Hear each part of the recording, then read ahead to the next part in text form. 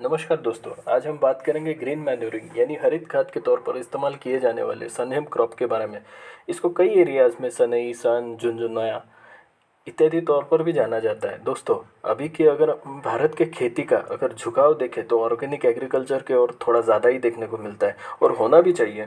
Generally green vegetables और अन्य फसल जैसे गेहूँ, धान, मक्का इत्यादि फसलों की ऑर्गेनिक खेती करना सबके लिए लाभदायक है। पर किसानों की भी अपनी एक मजबूरी होती है। रेडीमेड ऑर्गेनिक फर्टिलाइज़र्स, केमिकल्स में इतने महंगे होते हैं और ऑर्गेनिक खेती करने तो मेहनत और देखभाल थोड़ी ज़्यादा ही करनी पड़ती है। और उसके बाद भी अगर नेचर ने साथ दिया तो ठीक है, नहीं तो सब इन्वेस्टमेंट पानी में। दोस्तों, ग्रीन मैन्यूरिंग यानी हरित खाद का इस्तेमाल करना खेती के की क्रॉप साइकिल में एक बड़ा और महत्वपूर्ण रोल अदा करता है। इससे इसमें ज़मीन की जो नेचुरल कंडीशंस है उसमें बहुत इम्प्रूवमेंट आती है। जैसे ऑर्गेनिक ड्राई मैटर बढ़ता है, एरेशन बहुत तगड़ा बढ़ता है, वाटर होल्डिंग कैपेसिटी बढ़ जाता है, और सर वीट कंट्रोल भी कर पाते हैं और एनपीके का कंटेंट तो थोड़ा बहुत बढ़ता ही है। अभी दोस्तों, ग्रीन मैन्यूरिंग के दो प्रकार होते हैं। जनरली डायरेक्ट ग्रीन मैन्यूरिंग, वो खेत में ग्रीन मैन्योर क्रॉप लगा के 60 दिन के अंदर या यूं कहे तो फ्लावरिंग के पहले ही उसको ज़मीन में पलटा दिया जाता है। वो है डायरेक्ट ग्रीन मैन्यूरिंग।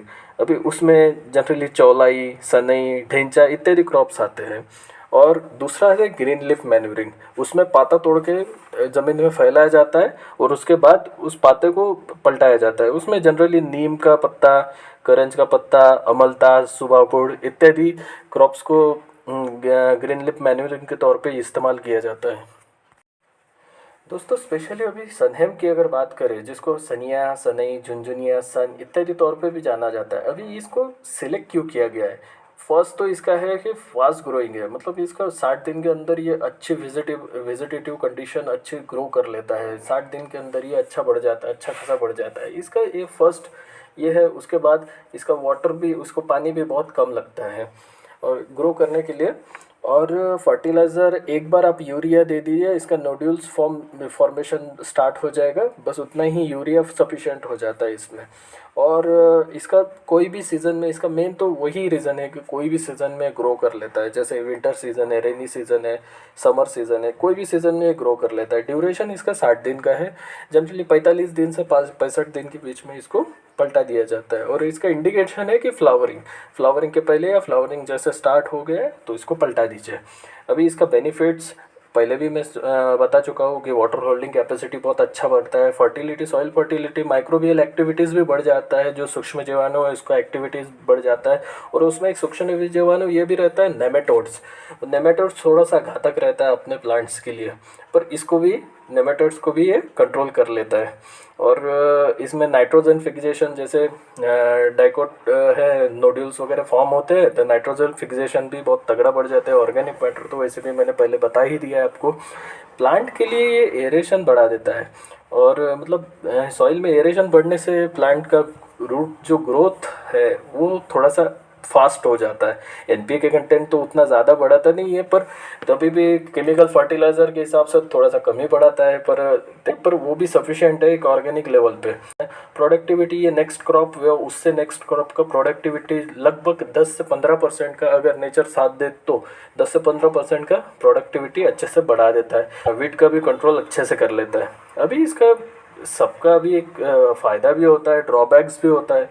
इसका भी एक ड्रॉबैक है कि ये जैसे इसको समर में थोड़ा एक्स्ट्रा केयर करना पड़ता है। जैसे समर में बाकी के फसल सब निकल जाती है, मतलब घास वगैरह पूरी सूख जाती है, तो आजू बाजू वाले मतलब जो जानवर वगैरह होते हैं उनको खाने के लिए कुछ नहीं मिलता है। ये सब ग्रीन दिखता है तो आ जाते हैं खेत में, वो थोड़ा सा एक्स्ट्रा केयर रखना पड़ता है। जिस एरिया में पानी की दिक्कत है थोड़ी, उस एरिया में थोड़ा समर में क्रॉप लेना थोड़ा सा हेक्टिक हो जाएगा। और जैसे कोई जैसे पेस्ट वगैरह होते हैं या डिसीज़ वगैरह होते हैं, जैसे कोई रोग रहता है, उसके जीवाणु जो रहते हैं या कोई भी कीड़ा रहता है, उसका अल्टरनेट होस्ट के तौर पर ये काम कर सकता है। जैसे कहीं पे भी उसको ग्रीन खाद मतलब घास वगैरह खाने को नहीं मिली, इस पे आके ज़िंदा रह गया, फिर हमारा क्रॉप आ गया, उस पे फिर से चला गया, उसका थोड़ा सा ये करना पड़ता है, मतलब केयर करना पड़ता है।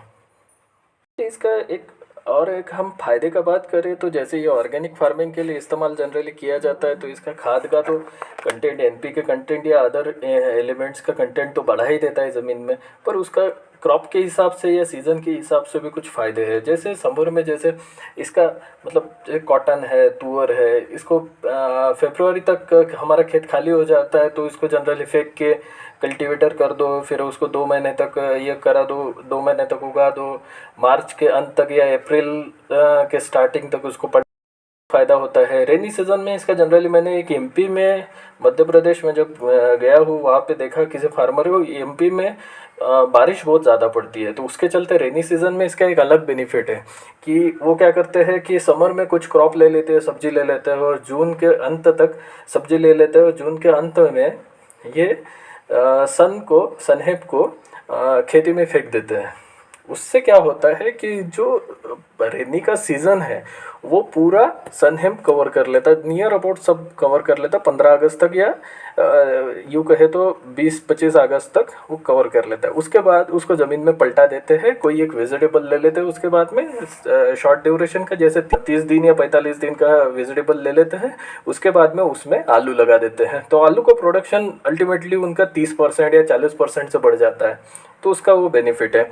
और रेनी सीज़न में हम क्रॉप को उतना देखभाल नहीं कर पाते, उसका इंटर कल्टिवेशंस नहीं कर पाते, तो उसमें भी वो बेनिफिशियल हो जाता है कि इसमें उतना कुछ हेडेक रहता नहीं है। और विंटर में तो जनरली मतलब गेहूं की फसल के पहले या यूँ कहे तो आलू की फसल के पहले इसको लिया जाता है, या यूँ कहे तो वेजिटेबल्स जैसे पोटैटो है, मतलब अपना ये भी है, मिर्ची है, टोमेटो है, इसके पहले भी इसको लिया जाता है। और ऐसा नहीं है कि 60 दिन, कभी कभी 30 दिन के अंदर भी इसको पलटा दिया जाता है, या 45 दिन के भी अंदर पलटा दिया जाता है, वो अपने ऊपर डिपेंड है, या अपने अपने पास कितना ड्यूरेशन, कितना टाइम बचा है अगली फसल लेने के लिए, तो उसके हिसाब से भी इसको हम एडजस्ट कर सकते हैं। ये जितना भी फ़ोटोज़ या वीडियोज़ मैं यहाँ पे दिखाने का कोशिश कर रहा हूँ, ये सब यूट्यूब मतलब गूगल पे वगैरह अवेलेबल है। इन सब चीज़ों को मैंने कलेक्टिवली आपके सामने प्रेजेंट करने का कोशिश किया है। ऐसे ही वीडियोज़ मैं बनाते रहूँगा। अगर आपको पसंद आए तो लाइक ज़रूर कीजिएगा। Thank you.